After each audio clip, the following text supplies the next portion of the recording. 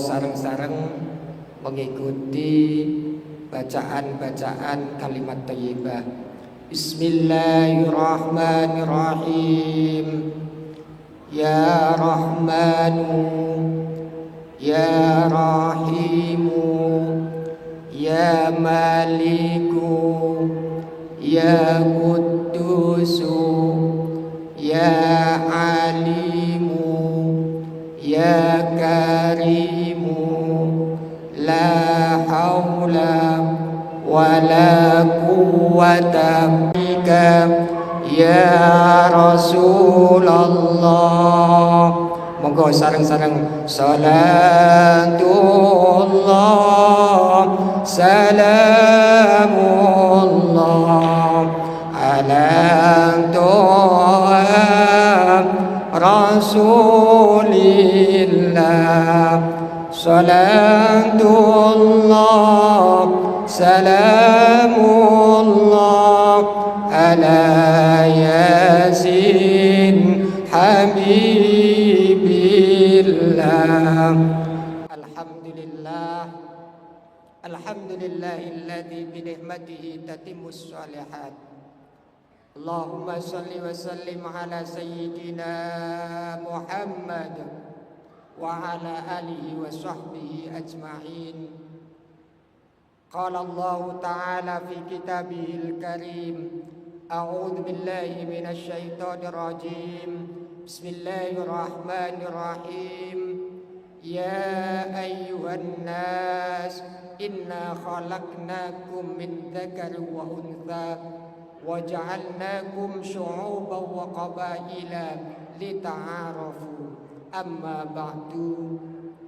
Afadilal kurama ingkang kaula ta'zimaken, para alim, para ulama, ketua takmir Masjid Islamic Center beserta jajaran kepengurusan, semoga selalu mendapatkan maunah dari Allah, selalu bisa memakmurkan masjid, berkhidmah di rumah Allah. Semoga selalu sehat walafiat. Amin Allahumma amin.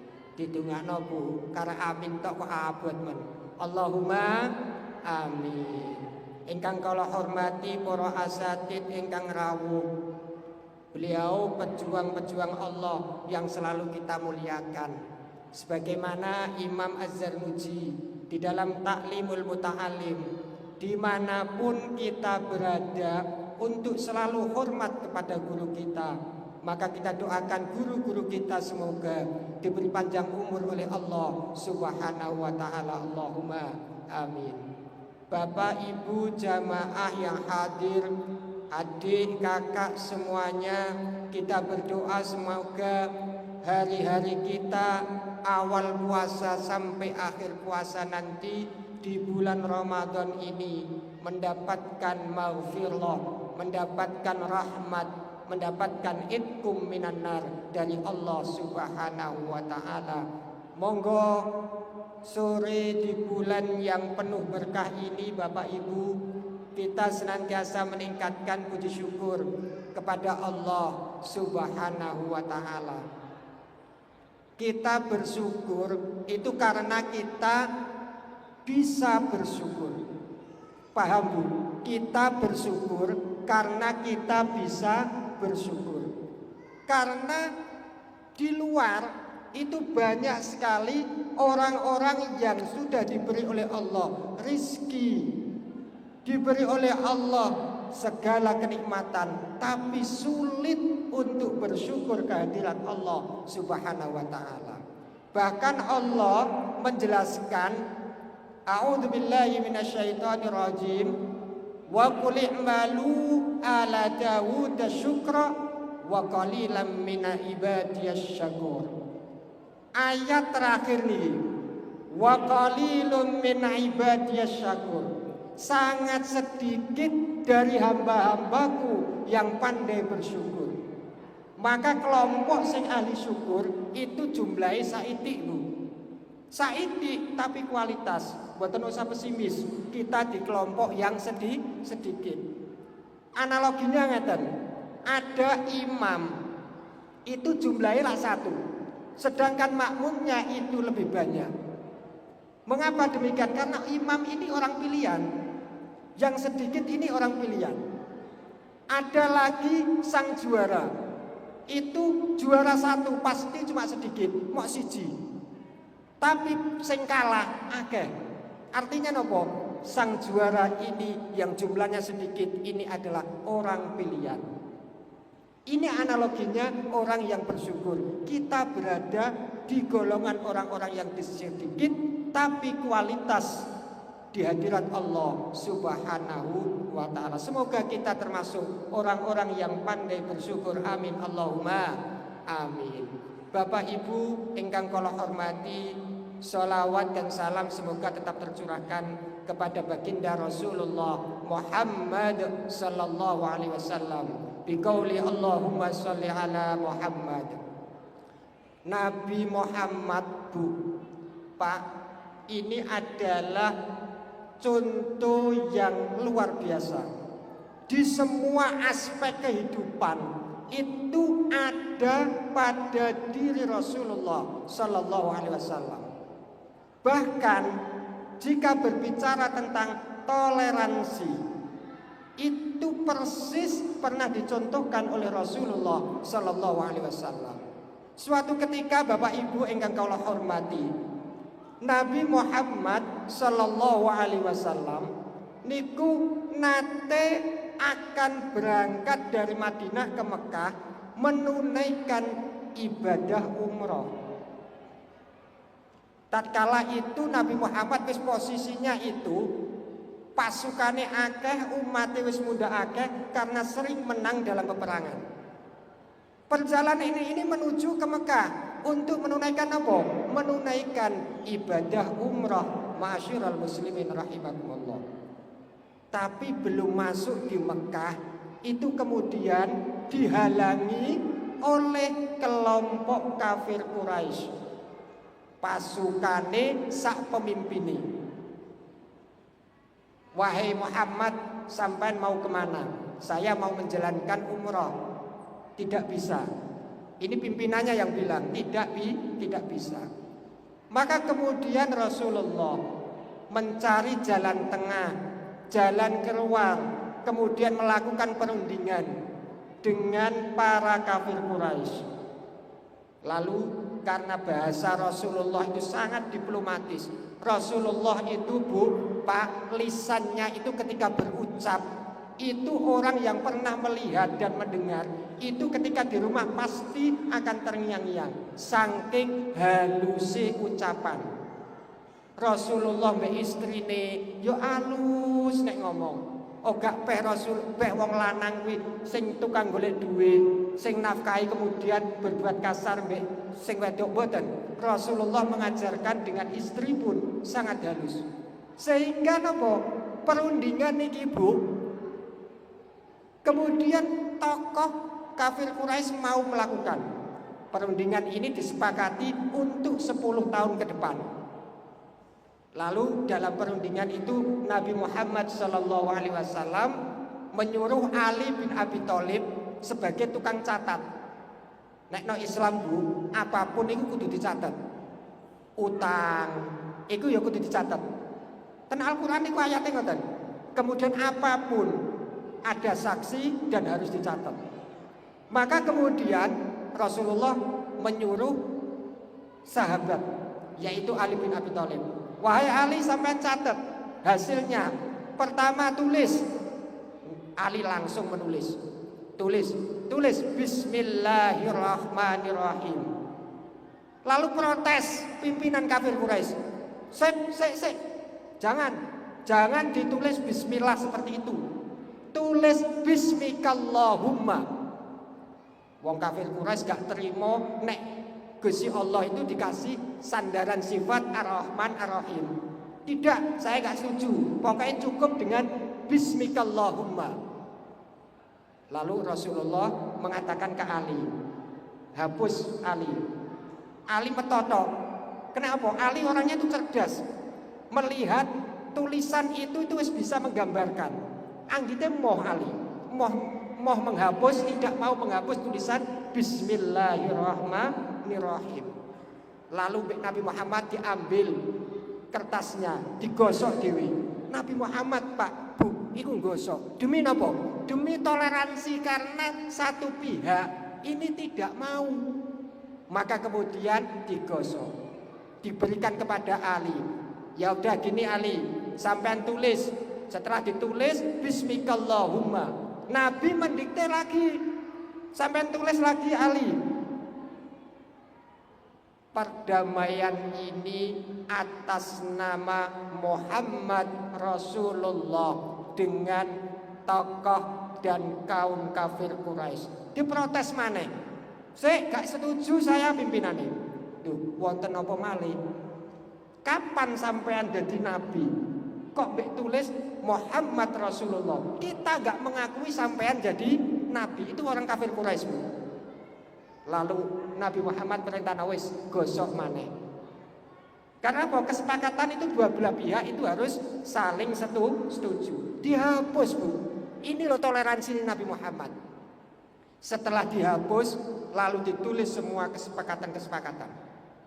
Mulai pertama pakai yang Bismikallahumma. Sing kedua Rasulullah diganti atas nama Muhammad bin Abdullah. Kemudian yang terakhir ini yang sampai sahabat Umar bin Khattab itu gak mau dengan hasil kesepakatan ini. Napa isine? Isinya itu adalah ketika ada orang Mekah ke Madinah kemudian masuk Islam, maka wajib dipulangkan lagi ke Mekah. Tapi ketika ada orang Madinah ke Mekah, tidak wajib dikembalikan ke Mekah. Iki akhirnya Umar bin Khattab gerundel sampai selesai perdamaian itu. Nah, dari sini bisa kita lihat betapa Rasulullah itu berlaku tepo seliro. Tepo seliro niku toleransi. Inilah Islam mengajarkan kepada kita bertoleransi. Sekup paling besar di negara, paling kecil ya di sekitar lingkungan tetangga kita, paling kecil lagi dengan suami istri. Mengapa demikian? Nggih, suami istri itu juga harus tepo seliro. Karena Karena dari dua jenis yang beda, dari keluarga yang beda, disatukan, kudu saling memahami. Maka makna toleransi niku Bu, Pak, toleransi itu pada endingnya kan satu, perdamaian. Yang kedua itu kemudian terjalin sesuatu yang tidak bermusuhan. Mulane Pak, toleransi itu kan kerukunan. Rukun niku nek no Al-Qur'an itu memang abot rukun niku. Apalagi suami istri yang sebelumnya belum kenal, kemudian jadi satu, bendino bertemu, sifatnya beda, keluargane beda, kadang kulture ya beda. Mulane rukun niku abot. Rukun itu kudu bersatu. Satu contoh biasanya Bu, ini contoh analogi sing gampang. Alat bumbu dapur, Bu, Pak, alat bumbu dapur. Niki ketika kita makan parsial, ini kan berarti tidak dalam bingkai persatuan. Dimakan lombok, dimakan dhewean. Piye rasane? Doyan Pak, entek siji loro telu. Entek siji paling wis noto. Brambang, rasane enak napa mboten? Mboten enak. Apalagi terasi. Tapi ketika bumbu dapur niki dijadikan satu, menjadi sambel, dimaem kalih nasi. Luar biasa nikmatnya. Inilah persatuan dari toleransi. Sing gak enak jadi enak. Bumbu memang gak enak. Gak enak itu ibarat wong bertetangga itu saling bermusuhan. Akhirnya apa? Kehidupan itu gak enak blas. Nggih, lagi tanggane liwat wingi bar geger mek tanggane. Kemudian budal sing siji wis budal no kajian. Teko kemudian masih waduh ana sandale tonggoku. Nah itu loh wis dadi gak enak blas. Kenapa mergo ngibar geger karo tanggane. Mulane toleransi itu memang harus dipupuk luar biasa. Dimensi toleransi ini sangat dikuatkan dalam Al-Qur'an. Maka kemudian Rasulullah itu membagi tetangga itu ada 3 model. Bu, sing biasane nek menawa mbek tanggane gak patek rukun, niki monggo hadis niki jenengan dengarkan, jenengan nanti bisa aplikasikan di rumah. Al-jiranu salah satu. Tetangga itu ada 3 model. Yaitu yang pertama apa? Jarul lahu haqqun wahid. Tetangga yang memiliki satu hak. Satu hak toh. Yaitu siapa? Tetangga yang kebetulan dia itu non muslim. Mau duwe satu hak. Yo tetangga tok ngoten mawon. Kemudian jarul lahu haqqain isnaini, memiliki 2 hak. Sinten niki? Dia itu adalah tonggo, kemudian non muslim tapi isek dulur. Nah, isek dulur. Maka ini pembagian tonggo ini penting. Kenapa? Karena jangan sampai ketika kita bisa bicara toleransi itu kemudian kebablasan. Toleransi yang sifatnya syariah, yang sifatnya itu urgen dalam akidah, itu tidak bisa ditoleransikan. Mulane ono mudun ayat al-kafirun. Qul ya ayyuhal kafirun. Nah, inilah pentingnya toleransi. Tapi ketika di ibadah-ibadah yang lain, contoh sosial, ibadah niku kan mboten namung salat, mboten namung tentang keimanan, tapi ibadah-ibadah sosial ini masih dibolehkan. Contoh transaksi dengan non muslim. Jangan sampai kemudian kita menganggap karena ini produk non muslim kemudian kita melakukan sesuatu yang kemudian merugikan juga. Maka inilah pentingnya kita itu mulai dini anak-anak kita itu kita kenalkan dengan yang namanya toleransi. Nek bahasa gebien dan pelajaran PMP atau PPKN itu wonten jenenge tepo sliro. Tepo sliro niku artinya adalah ketika kita hidup dengan siapapun itu jangan sampai mengganggu satu dengan yang lainnya. Termasuk nek urip karo tangga kita seneng dengan suara-suara keras, solawatan banter, tapi yo kudu mikir tanggane. Tak setel buanter solawatan lah, solawatan ku ape, tapi nek musiknya disetel buanter itu bisa mengganggu orang lain. Apalagi di sekeliling kita juga ada orang-orang yang agamanya beda dengan kita. Karena bahaya jika toleransi ini dihilangkan, diabaikan, akan terjadi hal-hal pastinya kenyamanan jiwa kita, kenyamanan diri kita akan terlukai, tercederai. Kita lihat di Timur Tengah, di luar negeri terjadi seperti itu peperangan, terjadi permusuhan, pertikaian. Kita flashback zamannya Rasulullah sebelum Nabi diangkat jadi Rasul. Itu bagaimana kemudian sifat toleransi ini hilang hanya untuk menaruh Hajar Aswad di tempatnya saja itu selalu terjadi peperangan. Semua merasa berhak untuk menaruh Hajar Aswad. Nah, sifat-sifat inilah yang kemudian dibagikan oleh Rasulullah, ditularkan kepada kita. Ulama-ulama kita lihat ketika founder bangsa, ulama kita yang di Indonesia saat membuat sila ada 7 yang kemudian 7 kata yang kemudian dihilangkan. Itu karena apa? Karena sifat toleransi ulama kita. Kiai kita sudah luar biasa saat itu. Kemudian datang kepada Kiai Haji Hasyim Asy'ari minta fatwanya. Ini ada 7 kata yang kemudian sebagian teman-teman kita yang non muslim gak terima. Wahai Syekh, bagaimana? Lalu kemudian muncullah sila yang pertama ini. ketuhanan yang Maha Esa. Karena 7 kata yang terbentuk dalam Piagam Jakarta itu memungkinkan orang non-muslim kemudian tidak sepakat.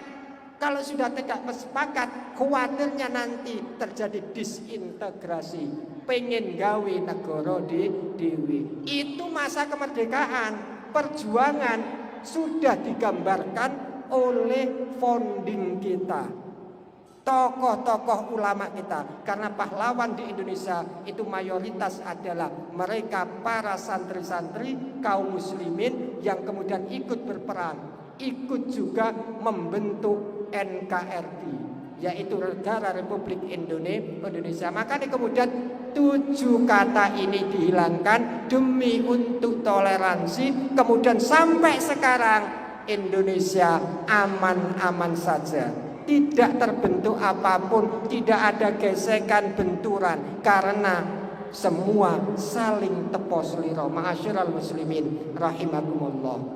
Mudah-mudahan kita yang selalu mengikuti kajian di Islamic Center ini selalu diberi oleh Allah naungan, selalu bisa bertoleransi. Islamic Center nih bisa semegah ini. Kalau tidak ada persatuan dari sifat toleransi, nggak mungkin Pak bisa terjadi.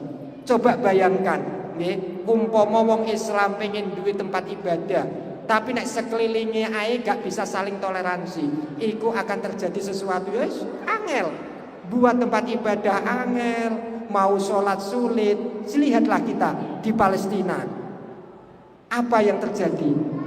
Maka kita bersyukur sekali karena kita hidup di Indonesia, bisa bertoleransi, bebas menyuarakan suara, tapi tidak berlebihan. Toleransi juga dibatasi oleh keagamaan, syariat dan lain sebagainya.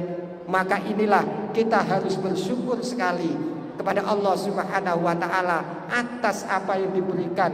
Kita dilahirkan di Indonesia yang penuh dengan toleransi, yang dicontohkan oleh ulama-ulama kita. Dewi Aisyah niku nate didatangi oleh Yahudia, meminta-minta, wahai Sayyidah Aisyah, saya belum makan. Ini wong Yahudi, saya belum makan, jenengan paringi makanan. Lalu dikasih oleh Dewi Aisyah. Setelah dikasih, didoakan oleh Yahudiah ini, wong Yahudi sing wedok ini. Saya doakan sampean, semoga sampean sehat, sampean terjauhkan dari siksa kubur. Aisyah saat itu iskal karena belum dikasih pelajaran Nabi tentang siksa kubur. Sehingga apa? Sehingga nggak percaya kok ono maneh siksa kubur. Nah maka kemudian ini diaturkan kepada Nabi Muhammad. Wahai Rasulullah, kemarin itu ada Yahudia meminta-minta kepada saya, kemudian saya kasih. Lalu kok mendoakan saya panjang umur dan semoga dihindarkan dari siksa kubur. Lalu Rasulullah baru menjelaskan, iya, besok itu akan ada yang namanya alam kubur, alam barzah, alam yang lebih luas, ya alam yang lebih luar biasa. Di situ orang yang amalnya non dunya gak pati api, kemudian disiksa. Mulane Nabi Muhammad itu ngajari doa kepada kita yang biasa kita maca, Allahumma inni a'udzubika min adzabil qabri wa min adzabin nar wa min fitnatil mahya wal mamat wa min fitnatil masihid dajjal. Ini biasanya teman-teman kita yang memakai doa ini setelah tahiyat, sebelum salam. Allahumma inni a'udzubika, ya Allah, sesungguhnya aku berlindung kepadamu, min adzabil qabri, dari adab siksa kubur, wa min adzabin nar, dan dari siksa neraka, wa min adzabin binnar, wa min fitnatil mahya wal mamat, dan dari fitnahnya kehidupan dan fitnahnya kematian. Jadi fitnah itu bukan hanya ketika kita hidup toh, besok di kematian kita, ketika di alam barzah itu ada yang namanya fitnah. Makanya doane min fitnatil mahya wal mamat. Yang terakhir wa min fitnatil masihid Dajjal. Nah, ini kemudian Sayyidah Aisyah baru ngerti ngah, oh tibake Yahudiyah kayak iku bener. Makanya Bu, Islam masa Rasulullah cara bertoleransinya itu sesuatu sing apik iku digawe. Ini salah satu contoh. Setelah kejadian ini Rasulullah sering sekali membaca doa Allahumma inni a'udzubika min adzabil qabri wa min adzabin nar wa min fitnatil mahya wal mamat wa min fitnatil masiihid dajjal. Kemudian yang kedua contohnya, suatu ketika Rasulullah ketika di Madinah, ini toleransi. Itu melihat orang Yahudi itu puasa Asyura. Puasa di 10 hari bulan Syura atau Muharram. Kemudian Rasulullah menyuruh sahabat, sampai takokno, apa tujuan, apa maksud mereka melakukan itu. Lalu dikasih tahu, Yaumun Najal Musa. Pada saat itu jawabannya orang Yahudi. Pada hari itu Nabi Musa diselamatkan oleh Allah. Maka umatnya Yahudi kemudian melakukan puasa 10 Muharram. Lalu bagaimana Nabi? Langsung Nabi Muhammad ketika 10 bulan Muharram itu memerintahkan untuk berpuasa. Ini kan sikap-sikap toleransi yang bagus tetap dipakai. Karena apa? Karena semua agama yang didatangkan oleh Allah, ada beberapa agama itu agama samawi. Agama samawi itu yang memang dari langit. Maka kemudian inilah banyak syariatnya Nabi itu mengambil dari agama atau Nabi sebelumnya. Di antaranya tadi puasa sunnah. Ada lagi contohnya sunat khitan. Itu kan syariat Nabi Ibrahim, tapi dipakai kepada Nabi Muhammad. Nah, inilah sifat-sifat seperti ini yang sekarang mulai terkikis. Mulane Indonesia itu sekarang itu rondak gonjang ganjing. Kenapa? Karena satu sama lain saling mencurigai. Nggih, warga mbek pimpinan mencurigai. Engko kadang itu ana jamaah karo takmire mencurigai.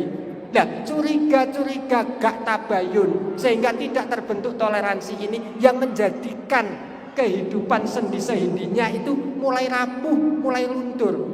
Kita bayangkan Indonesia tahun 80 dengan Indonesia sekarang.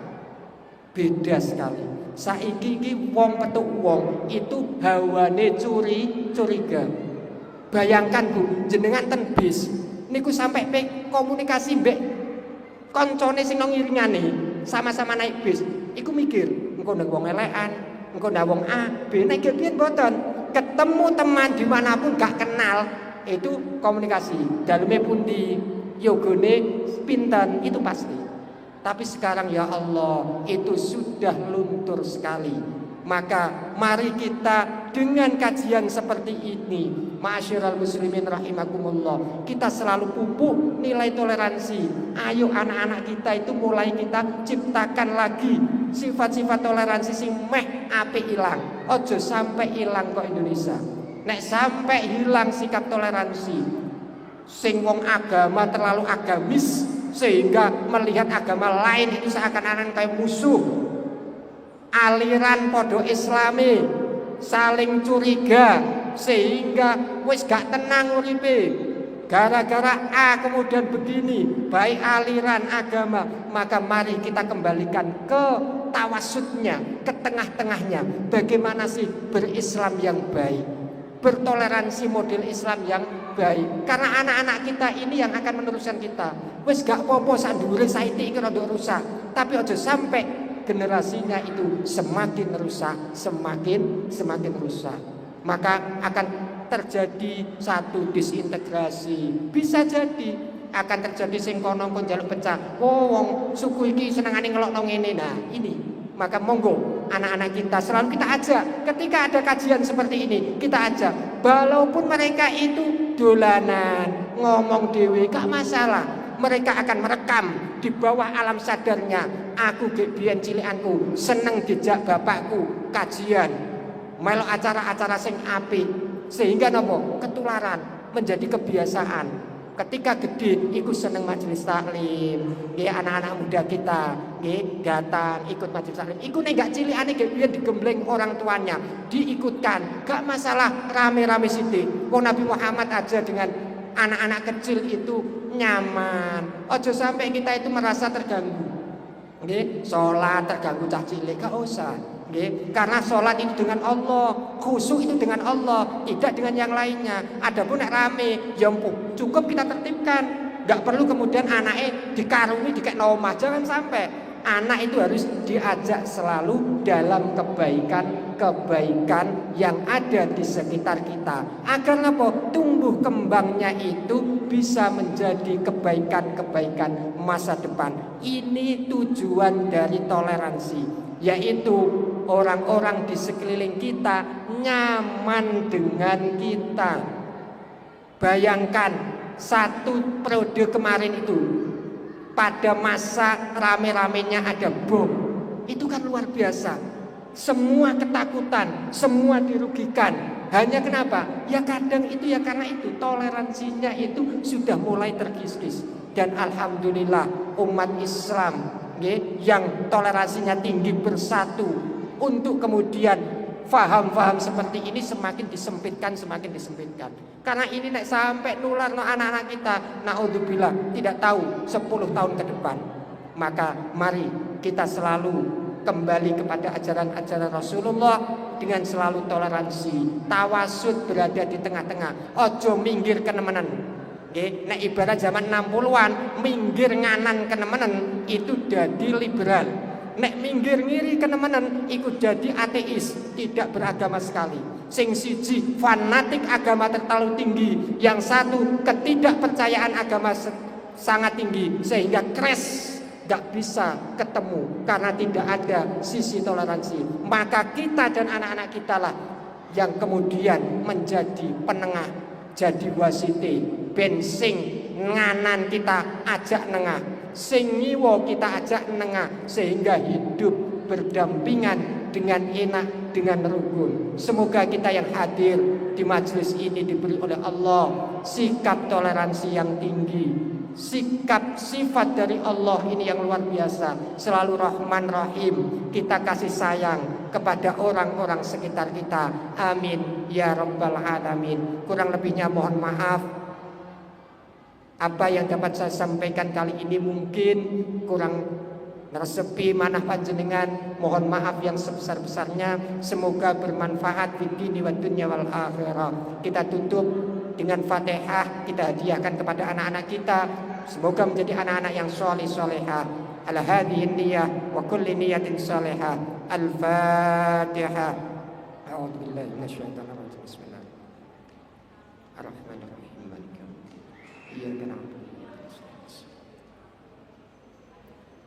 Sekian, kurang lebihnya mohon maaf. Allahu minkum wallahul muwaffiq ila aqwamit thoriq.